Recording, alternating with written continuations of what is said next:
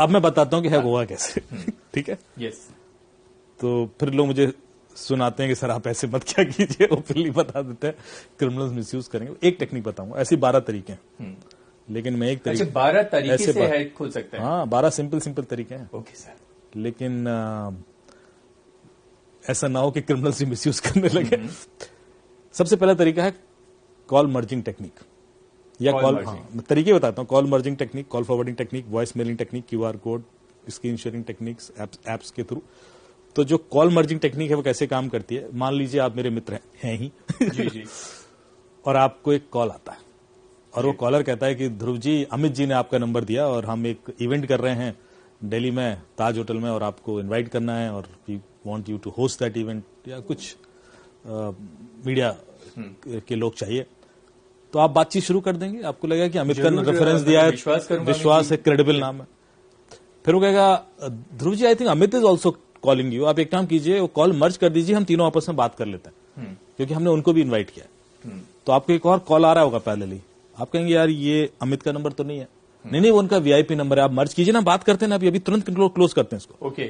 थोड़ा सा अर्जेंसी दिखाया और आपको लगा क्या है, मर्ज कर दिया आपने। जैसे ही आप मर्ज करेंगे, आपके अकाउंट से पैसे निकल जाएंगे, या आपका व्हाट्सएप हैक हो जाएगा, या आपका फेसबुक, गूगल कुछ हैक हो जाएगा। क्यों हैक हुआ? आपने कोई ओटीपी दिया? नहीं दिया। आपने कोई लिंक क्लिक किया? नहीं। आपने कोई ऐप इंस्टॉल की? नहीं। फिर आपके पैसे क्यों निकले? फिर आपका व्हाट्सएप क्यों हैक हो सकता है? सोचिए, यही टेक्निक है बस।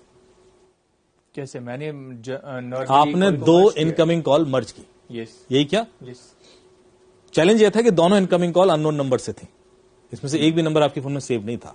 बिल्कुल करेक्ट। yes. ये वाला भी अननोन था, वो भी अननोन था। yes. बस ये नहीं करना है। ये जो दूसरा कॉल आपको आया वो ओटीपी का कॉल था। आजकल सारे ओटीपीज कॉल पे आते हैं। okay. जो पहले एसएमएस पे आते थे, now you have an option to invite them on call. WhatsApp का ओटीपी कॉल पे भी मंगा सकते हो, yes. बैंक का ओटीपी कॉल पे मंगा सकते हो, गूगल का ओटीपी कॉल पे मंगा सकते हो, फेसबुक का ओटीपी कॉल पे मंगा सकते हो।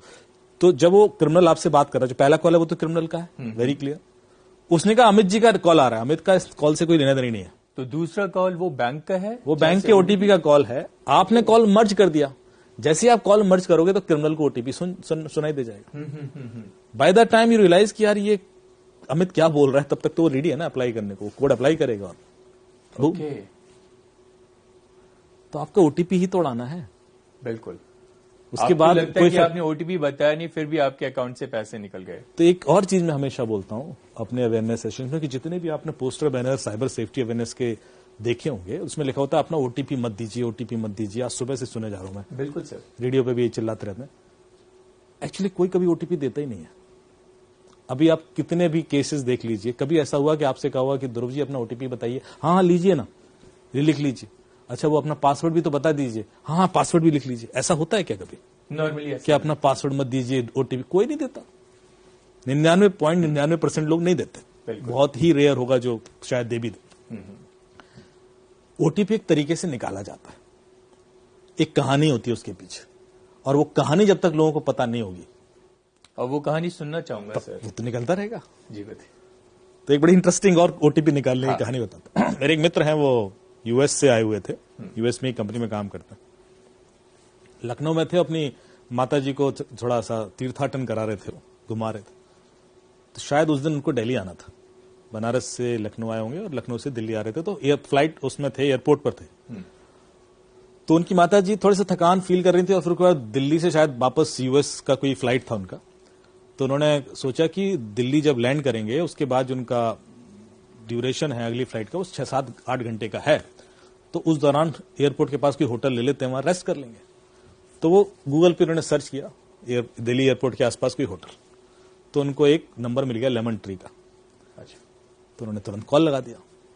तो आप लेमन ट्री से बोल रहे हैं? हाँ जी लेमन ट्री से बोल रहे हैं। वो एक अभी मैं लैंड करने वाला हूँ 2 घंटे बाद, तो आप एक रूम बुक कर दीजिए, हिसाब कर देंगे। क्या चार्जेस? बताए इतने चार्जेस। बोले यार हमें तो 4 घंटे के लिए चाहिए, आप थोड़ा सा कंसेशन दे दीजिए। बोले सर वो तो अप्रूवल लेना पड़ेगा और ऐसा वैसा। Please please please. फिर थोड़ा ड्रामा किया उसने। कहा साहब अप्रूवल ले लिया हमने, 1800 रुपए में आपको 4 घंटे के लिए दे देंगे। वेरी गुड यार, मतलब एक अच्छा होटल आपको 4 घंटे की थोड़ा डिस्काउंट दे दिया उसने। तो बोला ठीक है सर आप कर दीजिए बुक। तो बोले आप पेमेंट कर दीजिए। तो बोले आप अपना कार्ड डिटेल दीजिए। बोले कार्ड डिटेल में कैसे दे दूं? बोले अरे मैं आपसे ओटीपी थोड़ी ना मांग रहा हूं, मैं आपसे कार्ड डिटेल मांग रहा हूं, ओटीपी मत बताना। हाँ पॉइंट। उसने कार्ड डिटेल दे दिए, उसने कार्ड डिटेल भरे। उसने कहा सर वो 1600 रुपए का मैंने ओटीपी भेजा है, आप देख लीजिए ओटीपी आया होगा। तो उन्होंने देखा 1600 रुपए का ओटीपी आया था। उन्होंने कहा ये लीजिए। उसने ओटीपी डाला, 1600 रुपए चले गए। अब वो बंदा बोला ठीक है मुझे आप बुकिंग नंबर दे दीजिए। बोले सर वो पेमेंट रिफ्लेक्ट नहीं कर रहा है आप। ओके, कर ऐसे कैसे हो सकता है? और इधर 1600 रुपए कट और दिए। हमारे अकाउंट से निकल गया, एसएमएस आ गया। बोले पता नहीं सर यहाँ रिफ्लेक्ट नहीं कर रहा है, हमारे अकाउंट में आया नहीं अभी तक।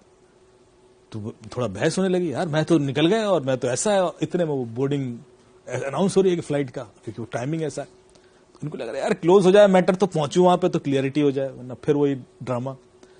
तो बोलते हैं नहीं सर वो आया नहीं है पैसा, और अभी मैं कैसे रेफरेंस नंबर दे दूं, और तो जब तक आएगा नहीं कर सकता। एक काम कीजिए सर आप ना मुझे अपना जो आपके अकाउंट से पैसे निकले। बोले हाँ, तो उसका स्क्रीनशॉट भेज दीजिए तो मुझे कंफर्मेशन आ जाएगी। बोले हाँ कोई दिक्कत नहीं।